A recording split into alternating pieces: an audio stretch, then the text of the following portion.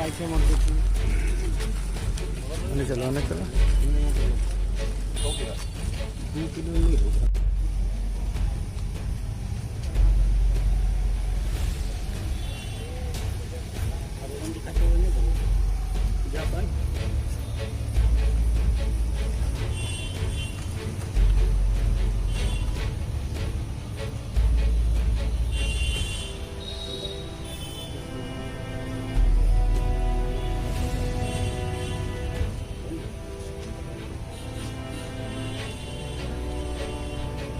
इस देश में विचित्र विडंबना है, चाहे सत्ता हो या शासन हो, हर एक कुर्सी पर किसान परिवार के लोग बैठे हैं, लेकिन आज किसानों पर जोर जुल्म हो रहा है, सुनने को कोई तैयार नहीं।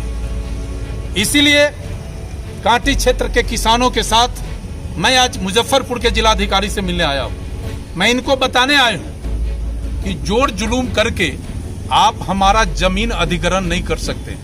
यदि आप जोर जुलूम करिएगा तो न्यायालय में तो हम लड़ ही रहे हैं, हम सरजमीन पर भी लड़ाई लड़ेंगे और किसी कीमत पर हम अपना जमीन सरकार को नहीं देंगे। यदि आप नियम कानून से हमारे सवालों को, हमारे बातों पर विचार करिएगा, हमारी जो मांग है उचित मांग को सम्मान दीजिएगा, निश्चित रूप से कांटी थर्मल पावर के लिए हम जमीन देंगे। हम आपको बताना चाहते हैं कि कांटी थर्मल पावर में बिजली उत्पादन के लिए दो तरफ से पाइपलाइन की व्यवस्था प्रोविजन की गई थी। एक था कलवारी घाट गंडक नदी से थर्मल पावर तक शुद्ध पानी ले आकर बिजली बनाना, और फिर कांटी थर्मल पावर से मोरसंडी मोतीपुर नदी में गंदा जल थर्मल पावर से गिराने के लिए दो पाइपलाइन का प्रोविजन किया गया था।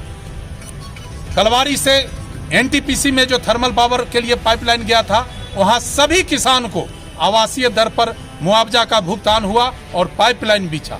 लेकिन ठीक आज थर्मल पावर से जो मोरसंडी मन में जो पाइपलाइन जा रहा है, जिसमें खुदरकांटी, रतनपुरा, ढेमहा, रामपुर, लक्ष्मी, पचपकड़ी, गोसी, छपरा, बीरपुर आदि गांव के किसानों का जमीन पड़ा है, किसी रैयत को भीट का पैसा देने की बात की जा रही है, किसी को धनहर का बात किया जा रहा है, जबकि स्थिति है कि आज किसान बुरी तरह से परास्त है। एक तो प्रकृति की मार से तबाह रहते हैं, दूसरी तरफ ये प्रशासनिक अधिकारी और सरकार किसान को कमजोर करने के लिए जोर जबरदस्ती करके इनका जमीन का अधिग्रहण करने का बात कर रही है।